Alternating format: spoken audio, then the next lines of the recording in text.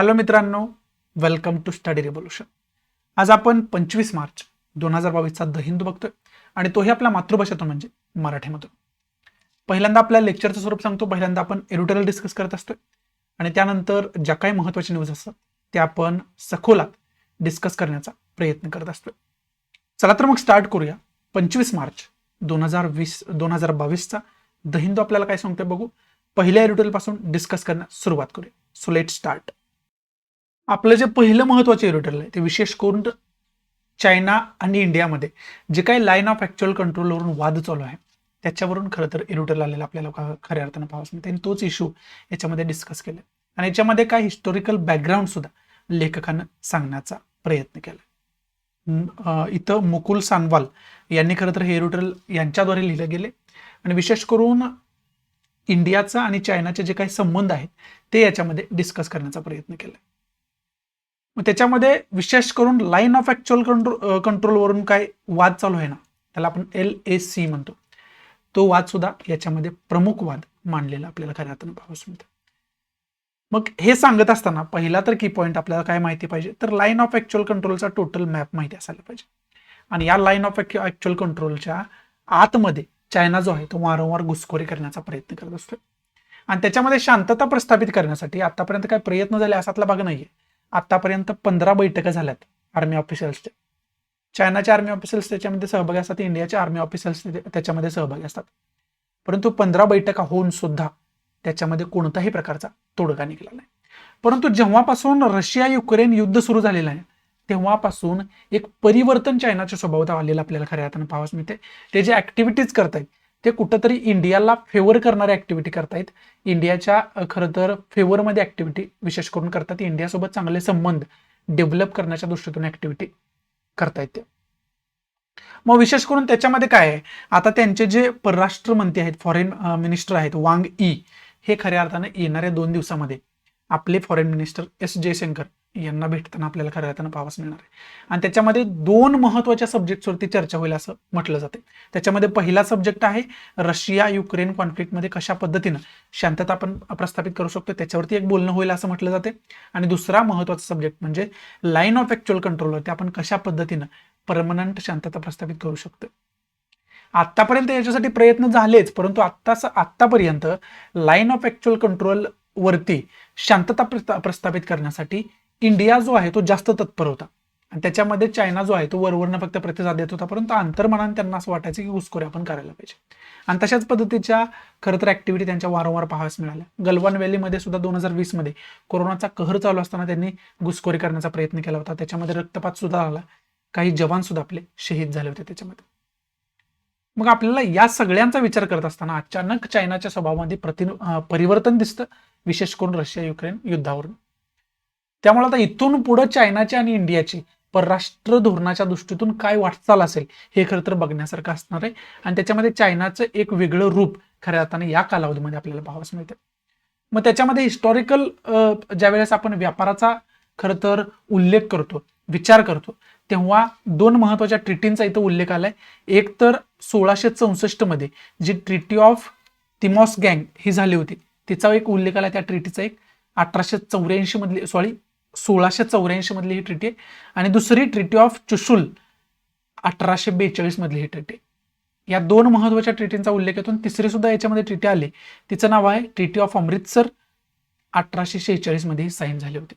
विशेष करून हे जर झूम करून तुम्ही बघितलं तर तुम्हाला चांगल्या पद्धतीनं दिसू शकेल. मी तुम्हाला झूम करून सुद्धा दाखवतो. हे इथं तुम्हाला दिसू शकते. पहिली ट्रिटी मी तुम्हाला काय सांगितलं होती, ट्रिटी ऑफ तिमॉस गँग इन 1684 1684 ट्रिटी ही. दुसरी ट्रिटी चुशुलची खरं तर ट्रिटी आहे ही 1842 ट्रिटी आहे आणि तिसरी सांगितली तुम्हाला मी अमृतसरची ट्रिटी ही 1846 ट्रिटी आहे. आणि या सगळे जे करार, ट्रिटी म्हणजे करार, या करारामध्ये सगळ्यांमध्ये विशेष करून चायना सोबतचे जे काही आपले व्यापारी संबंध होते तेच आपल्याला पाहावयास मिळतात असं लेखक म्हणतोय इतिहास जर आपण विचार केला तर. आणि त्याच्यामध्ये जो काय काश्मीरमध्ये शॉल प्रोडक्शन होतं, शॉल वगैरे, शाल वगैरे आपण मराठीमध्ये साध्या भाषेमध्ये म्हणतो, ती शाल वेगळ्या प्रकारे खरं तर काश्मीरमध्ये निर्माण केली जाते आणि ती त्याची खरं तर जगभरामध्ये त्यावेळेसपासून डिमांड आहे, ते आत्तापर्यंत डिमांड आहे. फक्त तो जो उद्योग आहे तो हस्तकलेचा उद्योग आहे, हातमागावरती शाल बनवत असतात ती लोक. त्या शालला तशा प्रमाणात आत्ता डिमांड राहिली नाही किंवा ते उद्योग कुठेतरी लो पावत चाललेला आहे. त्याच्यासाठीच इंडियन गव्हर्नमेंटनं सुद्धा त्या उद्योगाला प्रोत्साहन देण्यासाठी काही निधी जाहीर केला होता. त्यामुळे सुद्धा त्या शॉल जास्त न्यूजमध्ये काश्मीरी शॉल ज्याला आपण म्हणतो, आणि त्याला त्या इतिहास काळापासून विशेष करून 17व्या शतकापासून त्याला खरं तर जगभरामध्ये डिमांड आहे. आणि चायना सुद्धा त्याच्यामध्ये काही वेगळा राहिलेला नाही. चायनानं सुद्धा त्याच्यासाठी वेगवेगळे करार करून वेगवेगळे व्यापार त्याच्यामध्ये केलेले आहेत. मग आपले व्यापारिक संबंध जर बघितले तर चायना सोबत आपले व्यापारिक संबंध जे आहेत ते म्हणजे आपल्या इतिहास काळापासून चालत आलेले आहेत. मग आपण जर भूभागावरून असं भांडत राहिलो, लाईन ऑफ ऍक्च्युअल कंट्रोलवरून जर भांडत राहिलो, तर मग आपण व्यापारामध्ये कुठंतरी पाठीमागं पडतोय. ऐतिहासिक जो वारसा आहे आपल्याला तो मिळत आहे, तो कुठंतरी पाठीमागं पडतोय, असं कुठंतरी या एरोटेलमध्ये इनडायरेक्टली आपल्याला सांगायचा प्रयत्न लेखकाने केलेला पाहावयास मिळतो. म्हणजे एकंदरीत इंडियाचे आणि चायनाचे संबंध कसे भविष्यात बदलू शकतात याच्यावरती लेखकाने एक वेगळा प्रकाश टाकलेला खऱ्या अर्थानं पाहावयास मिळतं. मग आता याच्यामधून आपल्याला की पॉईंट काय काय बघायचे. पहिलं तर लाईन ऑफ ऍक्च्युअल कंट्रोलचा मॅप डिटेलमध्ये आपल्याला माहिती असायला पाहिजे, जो की मी इथंच तुम्हाला दाखवण्याचा प्रयत्न करणार आहे. दुसरा महत्वाचा म्हणजे या ट्रिटींचा उल्लेख जो आलाय नाही तर त्या सगळ्या ट्रिटींविषयीची डिटेल इन्फॉर्मेशन आपण इतिहासाच्या दृष्टीतून काढून ठेवणं अत्यंत गरजेचं आहे. त्या दृष्टीतून ते खूप महत्वाचं खरं तर होऊन बसतं. मग आपण आता बघूया लाईन ऑफ ऍक्च्युअल कंट्रोलचा मॅप कशा पद्धतीचा आहे, कशा पद्धतीनं आपल्याला लाईन ऑफ ऍक्च्युअल कंट्रोलचा मॅप बघता येईल. नेमक्या कोणकोणत्या स्पॉट्सवरून इंडियामध्ये आणि चायनामध्ये वारंवार वाद सुरू असतो आणि चायना घुसखोरी करण्याचा प्रयत्न करतो. तो मॅप एकदा बघणं गरजेचं आहे. याच्या अगोदर पण मी तुम्हाला अनेक वेळा तो मॅप खऱ्या अर्थानं दाखवण्याचा प्रयत्न केलाय. इथं आपल्याला शेजारच्या स्लाइडमध्ये लाईन ऑफ ऍक्च्युअल कंट्रोलचा मॅप खऱ्या अर्थानं ही जी आहे ती लाईन ऑफ ऍक्च्युअल कंट्रोल आहे, ज्याला आपण LAC असं संबोधतो. आणि त्या लाईन ऑफ ऍक्च्युअल कंट्रोलचा मॅप खऱ्या अर्थाने या ठिकाणी पाहावयास मिळतो. आणखी त्याचे जे काय कॉन्फ्लिक्टेड स्पॉट्स आहेत त्याच्या सकट जर मॅप बघायचं आपल्याला म्हटलं तर हा मॅप जो आहे तो समोर दिसतोय तुम्हाला स्लाइडमध्ये, तो चांगल्या पद्धतीचा मॅप आहे, जो की आपल्याला समजावून सांगू शकतोय कोणकोणत्या स्पॉट्सवरून खरं तर भांडण सुरू आहेत. मग याच्यामध्ये आपण पहिल्यांदा तर विचार करणं गरजेचं आहे की नेमकं लाईन ऑफ ऍक्च्युअल कंट्रोलचा एरिया कोणता आहे. तर इथं तुम्हाला जी लाईन दिसते ना ती खऱ्या अर्थानं लाईन ऑफ ऍक्च्युअल कंट्रोलचा एरिया आहे विशेष करून. आणि बाकी आता स्पॉट्स बघा, दक्षिणेकडून उत्तरेकडे आपण जाऊया. पहिला तर पेंगांगसो लेक आहे. पेंगांगसो लेकचा एरिया हा टोटल आहे. हा पेंगांगसो इकडे सुद्धा आपल्याला पाहावयास मिळतोय. या पेंगांगसो लेकमध्ये पेंगांगसो नावाचा सरोवर आहे, त्या सरोवरामधल्या एरियामध्ये सुद्धा दोन्ही कंट्रीमध्ये वारंवार वाद सुरू असतो. त्यानंतर हॉट स्प्रिंगचा एरिया आहे. हॉट स्प्रिंगच्या एरियामध्ये सुद्धा इंडिया चायना मध्ये वाद सुरू असतो. चायना वारंवार तिथून घुसखोरी करण्याचा प्रयत्न करत असतो. त्यानंतर गलवान व्हॅली आहे. याच गलवान व्हॅलीविषयी मी तुम्हाला बोललो होतो. 2020 मध्ये इंडियन आर्मी आणि चायनीज आर्मी, त्याला पीपल लिबरेशन आर्मी सुद्धा म्हणतात चायनीज आर्मीला, त्यांच्यामध्ये वाद झाला होता आणि त्याच्यामध्ये आपले जवान काही शहीद सुद्धा झाले होते, म्हणजे रक्तपात सुद्धा झाला होता. त्यामुळे हे महत्वाचं होऊन बसतं. आणि त्यानंतर देप्सांग प्लेन हे तर खूप महत्वाचं आहे. एक तर या एरियामध्ये कुठंही प्लेन एरिया नाहीये, म्हणजे सपाट भूभाग नाहीये या एरियामध्ये. एकच सपाट भूभाग आहे, तो म्हणजे हे देप्सांग प्लेन, म्हणून तर त्याला प्लेन म्हटलं गेलंय. मग उद्या जर युद्धजन्य परिस्थिती निर्माण झाली तर आपल्याला सपाट भूभागाची गरज आहे. आणि त्यामुळे खऱ्या अर्थाने चायनाला पण माहिती आहे सपाट भूभागाचं किती महत्व आहे आणि आपल्याला तर ऑब्वियस माहितीच आहे. त्यामुळे चायना या भूभागावरती कब्जा करण्याचा वारंवार प्रयत्न करत असतो. त्यामुळे आपल्याला त्या दृष्टीतून हे जे देप्सांग प्लेन आहे ते लक्षात ठेवणं कुठेतरी गरजेचं आहे. हा एकंदरीत मॅप आहे लाईन ऑफ ऍक्च्युअल कंट्रोलचा आणि त्याच्यावर त्या स्पॉटचा जे वादामध्ये स्पॉट्स असतात ते. त्यामुळे हा सगळा मॅप डिटेलमध्ये आपल्याला माहिती असणं कुठेतरी गरजेचं आहे. म्हणजे एकंदरीत इंटरनॅशनल रिलेशनच्या दृष्टीतून आपल्याला कशाचा अभ्यास करायचा आहे, इंडियाचा आणि चायनाचं रिलेशनशिप कशा पद्धतीचं आहे आणि त्याच्यामध्ये कोणकोणते निगेटिव्ह पॉईंट आहेत, कोणकोणते पॉझिटिव्ह पॉईंट आहेत, हे डिटेल खरं तर इन्फॉर्मेशन आपल्याला असणं कुठेतरी गरजेचं आहे. इंटरनॅशनल रिलेशनमध्ये कसाही क्वेश्चन ह्याच्यावरती विचारला जाऊ शकतो. बाकी या एरोटेलमध्ये इम्पॉर्टंट असं काही नाहीये. त्यामुळे पुढचं महत्वाचं एरोटेल कोणतं आहे बघूयात आपण. पुढचं महत्वाचं एरोटेल आहे ना ते विशेष करून रशिया युक्रेनचं कॉन्फ्लिक्ट चालू आहे, त्याच्यामध्ये इंडियाचं रशियासोबत जे संबंध आहेत ते पुन्हा एकदा इंडियानं रिडिफाईन करायला पाहिजे असं लेखकानं म्हटलं गेलं. म्हणजेच काय म्हणायचं लेखकाला, रशिया युक्रेन कॉन्फ्लिक्टमध्ये इंडियाचा स्टँड काय आहे याच्यावरती लेखकानं फोकस केलाय.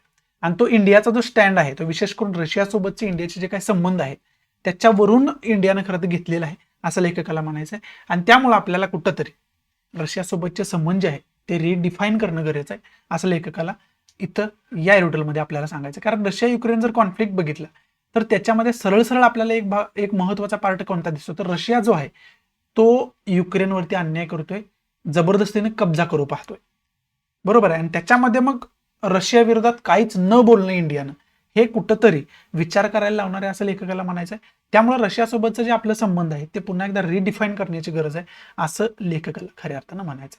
मग हे सगळा पार्ट आहे ना तो समजावून पहिल्यांदा घेऊया. पहिलं तर याच्यामध्ये पहिला की पॉईंट आपल्याला काय पाहिजे माहिती पाहिजे, तर आपल्याला रशिया आणि युक्रेनचा जो काय संबंध आहे ना, जे काय वाद सुरू आहे तो वाद आपल्याला डिटेलमध्ये खऱ्या अर्थानं माहिती असणं कुठेतरी गरजेचं आहे. त्यानंतर आपल्याला महत्वाचा पॉईंट माहिती असणं काय गरजेचं आहे, तर याच्यामध्ये इंडियाचा स्टँड कशा पद्धतीचा राहिला आतापर्यंत तो टोटल स्टँड आपल्याला डिटेलमध्ये माहिती असायला पाहिजे. त्या दृष्टीतून आपण अभ्यास करायला पाहिजे. मग आता तो स्टँड तुम्हाला समजावून सांगतो. आता इंडियाचे आणि रशियाचे जर संबंध पहिल्यापासून बघितले तर ज्या वेळेस आपल्याला वेपन्सची गरज पडेल त्या वेळेस रशिया जो आहे तो आपल्या मदतीला धावून आलाय. आणि कोणत्याही प्रकारे रशिया जो आहे तो प्रो इंडिया राहिलेला आहे, म्हणजे इंडियाच्या कायम सपोर्टमध्ये राहिलेला असं मानलं जातं. आणि त्यामुळेच खऱ्या अर्थानं इंडिया जो आहे ना आता रशियाच्या विरोधात बोलत नाही त्या संबंधांचा विचार करूनच. आणि याचा अर्थ असा नाही की रशिया युक्रेनच्या विरोधात इंडिया बोलतो, युक्रेनच्या पण विरोधात आपण कोणतेही स्टेटमेंट केलं नाही आणि ते करायला पण नाही पाहिजे असा विचार केला जातो, कारण ती ऑलरेडी विक्टिम कंट्री आहे आणि त्यांच्यावरती टीका करण्यात काय पॉईंट नाही आहे. त्यामुळे याचा अर्थ असा नाही की युक्रेनसोबत आपले संबंध खराब आहेत, युक्रेनसोबत पण चांगलेच काय संबंध आहेत, पण त्याच्यापेक्षा जास्त रशियासोबतचे आपले संबंध खूप स्ट्रॉंग आहेत. मग त्याचा परिणाम काय झाला, तर त्याचा परिणाम विशेष करून युनायटेड नेशन पासून सुरुवात होते. आता ह्या प्रकरणाला आता युद्ध चालू आहे रशिया युक्रेनमध्ये, पण हे प्रकरण काय आत्ताचं नाहीये, 2014 पासूनचं प्रकरण आहे. कारण का, तर 2014 मध्ये रशियानं काय केलं होतं, युक्रेनचा क्रिमिया नावाचा एक एरिया आहे, त्या क्रिमिया नावाच्या एरियावरती बेकायदेशीरित्या कब्जा केला होता आणि तो कब्जा आत्तापर्यंत आहे. क्रिमिया आता तो रशियाचा पार्ट आहे. क्रिमिया जो आहे तो 2014च्या अगोदर युक्रेनचा पार्ट होता. आणि 2014 मध्ये मग काय झालं, तर युनायटेड नेशन ची जी काही सब ऑर्गनायझेशन आहे युनायटेड नेशन सिक्युरिटी काउन्सिल, त्याच्यामध्ये रशियावरती सँक्शन्स लावण्यासाठी रशियाचा निषेध करण्यासाठी मतदान घेण्यात आलं. परंतु त्या मतदानामधून इंडिया जो आहे तो अलिप्त राहिला. इंडियानं ना सपोर्टमध्ये मतदान केलं ना विरोधात मतदान केलं, अलिप्त राहिला.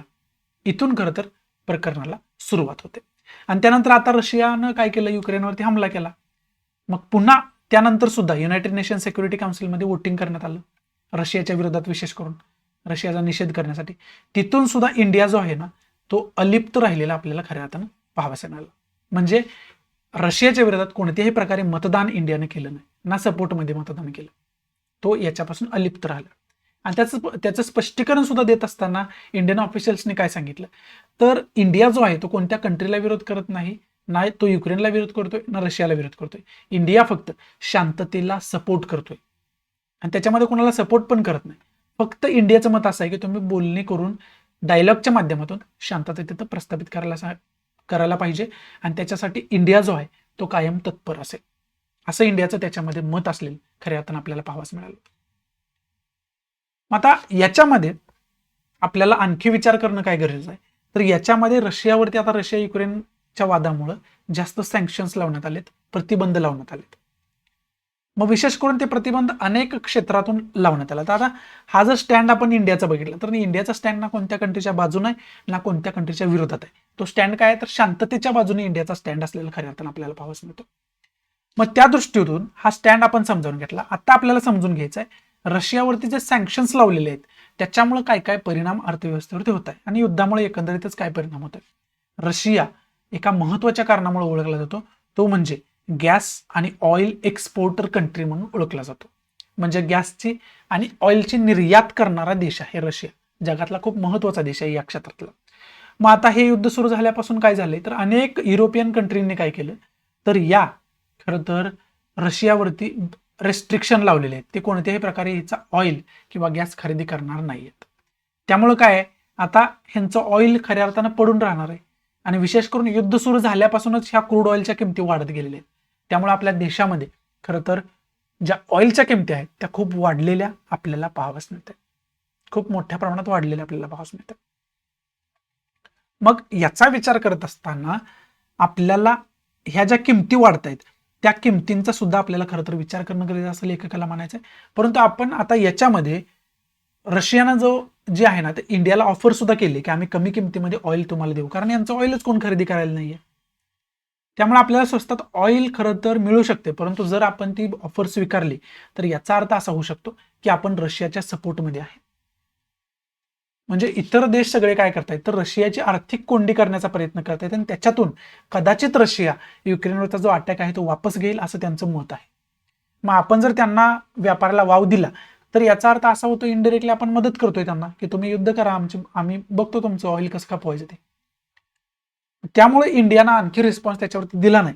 परंतु जे आपलं चित्र जगामध्ये आता निर्माण होतंय की रशियाचा एक सपोर्टर कंट्री म्हणून, जसं की चायनानं सेम केलेलं आहे, जसं की पाकिस्ताननं सेम केलेलं आहे, जसं की युनायटेड अरब अमिरातनं सेम केलेलं आहे, तसंच इंडियानं स्टँड घेतलेलं आहे. रशियाच्या विरोधात कोणत्याही प्रकारचं भाष्य करायचं नाही किंवा कोणत्याही प्रकारे वोटिंग करायचं नाही.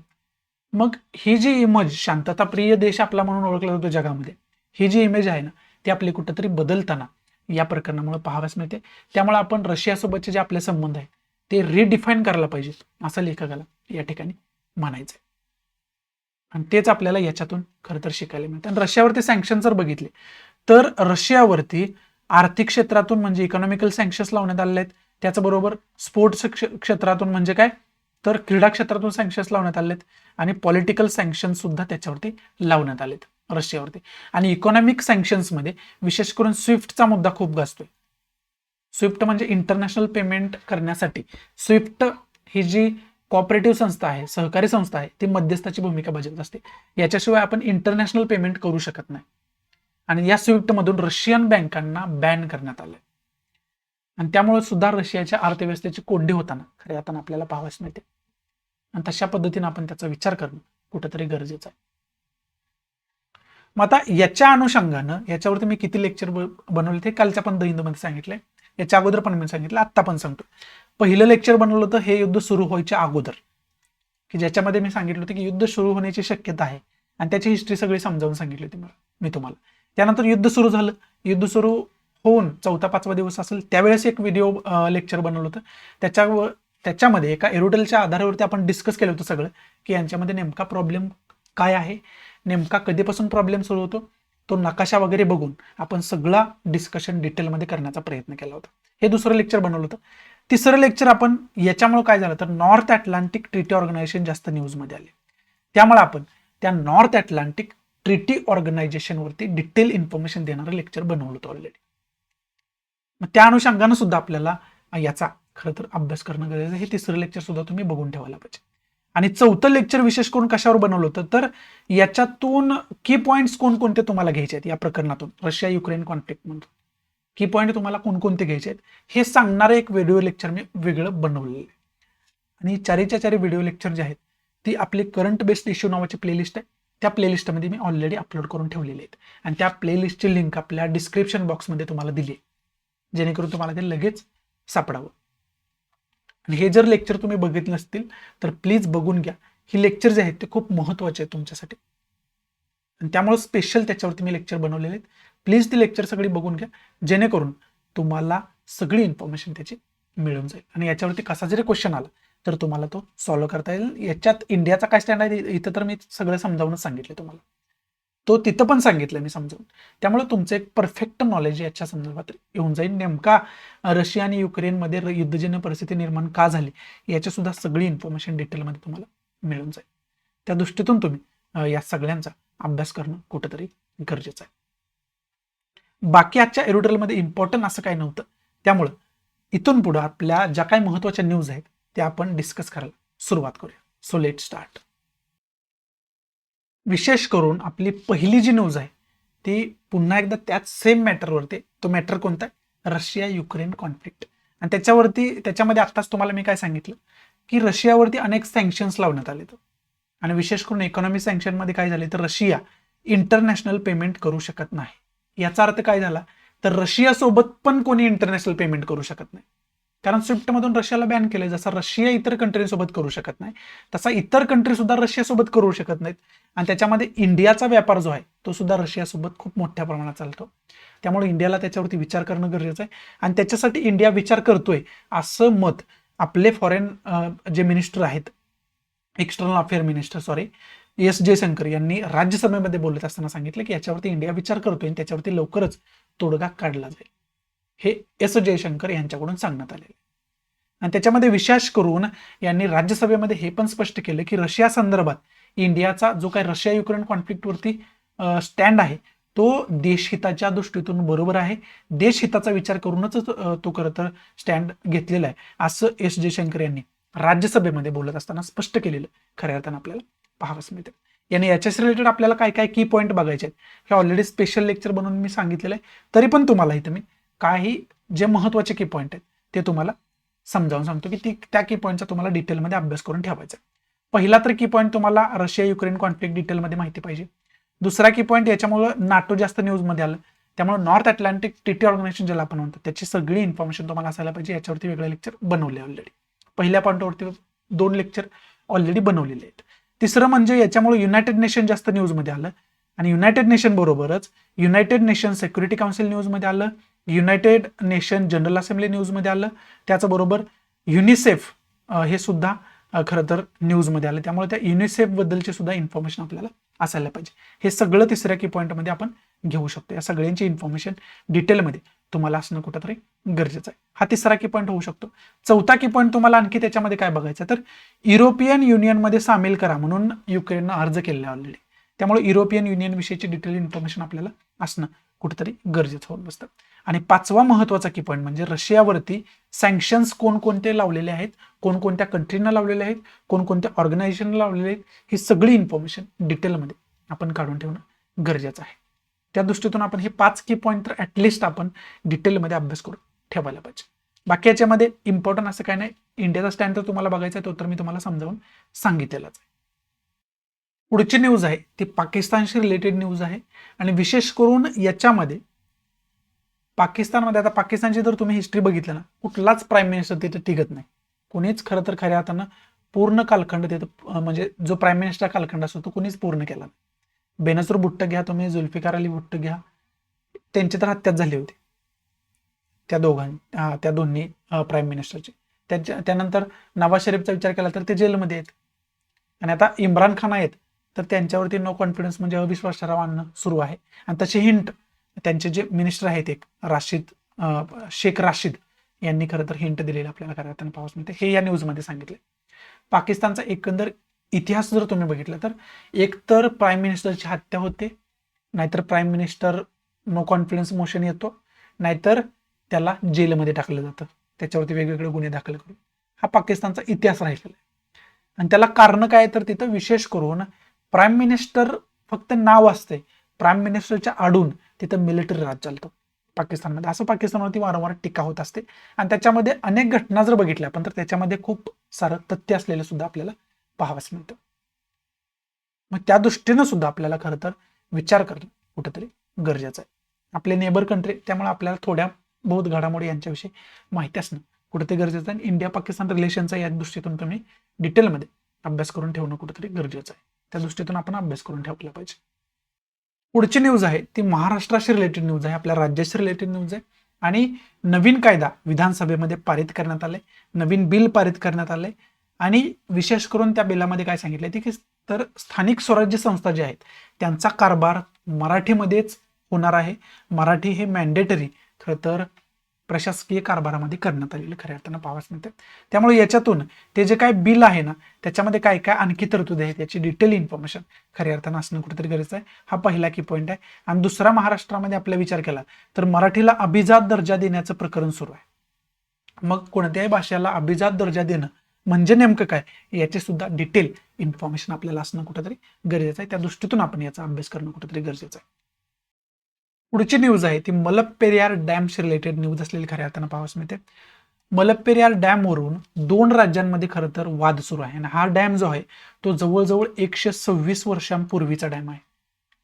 आणि त्याच्यामध्ये एका राज्याचं मत असं आहे की हा डॅम मान्सूनमध्ये फुटू शकतोय, त्याच्यामुळं त्याचं जे काही पातळी आहे ती कमी करायला पाहिजे. आणि एका राज्याचं मत आहे अशा प्रकारची पातळीची कमी करण्याची काहीही गरज नाही असं मत आहे. विशेष करून हा जो वाद चालू आहे तो केरळा आणि तमिळनाडूमध्ये सुरू असलेला आपल्याला खऱ्या अर्थानं पाहावंच मिळतं. त्यामुळे पहिलं तर मुलप्पेरियार डॅम जो आहे तो मुलप्पेरियार डॅम विषयी आपल्याला डिटेल इन्फॉर्मेशन असणं कुठेतरी गरजेचं आहे. त्या दृष्टीतून आपण याचा डिटेलमध्ये अभ्यास करून ठेवणं अत्यंत गरजेचं होऊन बसतं. दुसरं महत्वाचं म्हणजे आता रिव्हर्सवरून सुद्धा नद्यांच्या पाणी वाटपावरून सुद्धा अनेक राज्यांमध्ये वाद सुरू आहेत. मग त्याच्यामध्ये कोणकोणत्या नद्यांवरून कोणकोणत्या राज्यांमध्ये वाद सुरू आहेत याची एक केस स्टडी तुम्हाला माहिती असणं गरजेचं आहे. याच्यावरती पाणी वाटपावरून जो वाद चालू आहे त्याच्यावरती डायरेक्ट मेन्सला युपीएससीच्या क्वेश्चन विचारला गेला होता. तुम्ही जर मेन्सचं क्वेश्चन पेपर बघत असाल तर तुम्हाला हे समजलं असेल, तुमच्या निदर्शनास आलं असेल की पाणी वाटपावरून नद्यांवरून कोणकोणत्या राज्यांमध्ये वाद सुरू आहेत याच्यावरती डायरेक्ट क्वेश्चन मेन्सला आलेला आहे. त्यामुळे त्या दृष्टीतून हा जो मॅटर आहे, हा जो सब्जेक्ट आहे तो खूप महत्वाचा होतो. त्यामुळे त्या दृष्टीतून आपण याचा विचार करणं, अभ्यास करणं अत्यंत गरजेचं होऊन बसतं. त्या दृष्टीतून आपण याचा विचार करायला पाहिजे. आणि पुढच्या पण दोन्ही प्रकारच्या न्यूज जर आपण बघितल्या तर फिरून एकाच सब्जेक्टवरती भाष्य करतायत. ते म्हणजे काय, तर रशिया युक्रेन कॉन्फ्लिक्टवरती. आणि त्याच्यामध्ये युनायटेड नेशन जनरल असेंब्ली म्हणजे जे काही वोटिंग रशियाच्या विरोधात घेण्यात आलं त्याच्यामधून इंडिया जो आहे तो ॲबस्टेन्स राहिलाय, म्हणजे बाजूला राहिला आपल्याला खरं पाहावंच मिळते. अशाच प्रकारचं कृत्य युनायटेड नेशन सिक्युरिटी काउन्सिलमध्ये सुद्धा केलं गेलं होतं, हे याच्यामध्ये सांगितलं. आणि हे सगळं तुम्हाला ऑलरेडी मी समजावून सांगितलं. आणि त्याच्यावरतीच थोड्या बहुत प्रमाणात एक्सटर्नल अफेअर मिनिस्टर आपले बोलताना पाहावंच मिळते ना. आपल्याला डेव्हलपमेंटकडे लक्ष देणं गरजेचं आहे असं सुद्धा त्यांना कुठेतरी याच्यामधून बोलायचं असलेलं आपल्याला पाहावंच मिळते. विशेष करून इथं युनिव्हर्सिटीचा सुद्धा मुद्दा खरं तर जयशंकर यांनी डिस्कस केला गेला, तो की गौण विषय आपल्यासाठी. एक्सटर्नल अफेअर मिनिस्टर जयशंकर जे आहेत ते विशेष करून रशिया युक्रेनवरती काय बोलतायत याच्याकडे आत्ताच्या काळामध्ये आपलं जास्त लक्ष असणं गरजेचं आहे. आणि पुढे तुम्ही वर्ल्ड पेजला जरी बघितलं तर तोच मुद्दा आहे. म्हणजे कोणता, तर रशिया युक्रेन वॉर संबंधातला मुद्दा खऱ्या अर्थानं असलेला आपल्याला पाहावंच मिळते. आणि विशेष करून युरोपियन कंट्री, पाश्चिमात्य देश त्याच्या संदर्भात काय चर्चा करतायत. नाटोची आत्ताच मीटिंग इमर्जन्सी झालेली पाहावंच मिळाली. त्याच्यामध्ये Boris Johnson, Emmanuel Macron, Joe Biden हे आपल्याला पाहावंच मिळतात. आणि त्याच्यामध्ये त्यांच्यामध्ये काय चर्चा होते हे सुद्धा आपल्याला बघायला मिळालं. आणि त्याच्यामध्ये काय तोडगा खरं तर तसा फर्मली तोडगा त्याच्यामध्ये निघालेला नाही, हे सुद्धा तेवढंच खरं तर सत्य. आणि याच्यामध्ये चायनाचा आणि इंडियाचे आता काय बोलणी होतील येणाऱ्या 2 दिवसामध्ये हे सुद्धा आपल्याला बघण्यासारखं असणार आहे. कारण त्यांचे जे फॉरेन मिनिस्टर आहेत हे इंडियाला व्हिजिट देताना आपल्याला खऱ्या अर्थानं पाहावंच मिळतील. एस जयशंकर यांची भेट घेताना आपल्याला पाहावंच मिळतील. त्या दृष्टीतून आपल्याला त्याचा विचार करणं कुठेतरी गरजेचं आहे. इथं खरं तर आजचा आपला द हिंदू समाप्त होतोय. आशा आहे की मी तुम्हाला चांगल्या पद्धतीनं आजच्या द हिंदूचं एक्सप्लेनेशन आपल्या मराठी मातृभाषेतून म्हणजे मराठीतून देऊ शकलो असेल. आवडत असेल तर प्लीज लाईक करा, नसेल तर डिसलाईक करा. आणि डिसलाईक का केलं हे कमेंट बॉक्समध्ये नक्की सांगा, जेणेकरून तुमच्या इन्स्ट्रक्शननुसार त्याच्यामध्ये मी इम्प्रोव्हायझेशन करू शकेन. आपला टेलिग्राम चॅनल आहे स्टडी रिव्होल्यूशन नावाचा, टेलिग्राम ग्रुप आहे स्टडी रिव्होल्यूशन नावाचा, तो पण जॉईन करून घ्या, जेणेकरून तुम्हाला इतर काय अपडेट्स असतील त्या सुद्धा वेळोवेळी मिळत राहतील. या टेलिग्राम चॅनलची लिंक सुद्धा मी डिस्क्रिप्शन बॉक्समध्ये दिलेली आहे. आणि बाकी करंट अफेअरमध्ये जर थोडक्यात तुम्हाला पॉईंट्स गाजणारे मुद्दे सांगायचे झाले तर इंटरनॅशनल लेवलला एकच मुद्दा गाजतोय, रशिया युक्रेन कॉन्फ्लिक्ट. आणि इंडियाचा विचार केला तर इंडियामध्ये अनेक मुद्दे खरं तर गाजतायत. एक तर हिजाबचं प्रकरण, त्या दृष्टीतून आपल्याला अभ्यास करून ठेवायचा. दुसरा विचार केला तर दुसरा आता इंडियन पिनल कोडचं 375 जे कलम आहे त्याला आपण मॅरिटल रेप एक्सेप्शन असं संबोधतो, वैवाहिक बलात्काराचा अपवाद असं संबोधतो. ते एक कलम कसं त्याच्यावरती ऑलरेडी मी लेक्चर वेगळं बनवून ठेवलेलं आहे आणि ते सुद्धा तुम्हाला करंट बेस्ड इश्यू नावाच्या प्लेलिस्टमध्ये सापडेल. हे मुद्दे काय ढोबळमानाने तुम्हाला सांगायला तर आहेत. आवडत असेल तर प्लीज लाईक करा, नसेल तर डिसलाईक करा. आणि डिसलाईक का केलं हे कमेंट बॉक्समध्ये नक्की सांगा. सो या ठिकाणी मी तुमच्या रजा घेतो आणि माझी सगळ्यांना जाता जाता विनंती, प्लीज जास्तीत जास्त आपल्या मराठी विद्यार्थ्यांना हे शेअर करा, जेणेकरून जास्तीत जास्त विद्यार्थ्यांचा फायदा होईल आणि जास्तीत जास्त विद्यार्थ्यांपर्यंत मी पोहोचू शकेन. आणि ते तुम्ही शेअर केलं तरच शक्य. त्यामुळे माझी सगळ्यांना विनंती, प्लीज जास्तीत जास्त आपल्या मराठी विद्यार्थ्यांनी शेअर करा. सो या ठिकाणी मी तुमच्या रजा घेतो. भेटा आपण नवीन लेक्चरमध्ये. तोपर्यंत thanks for watching. Good bye, take care, Jai Hind.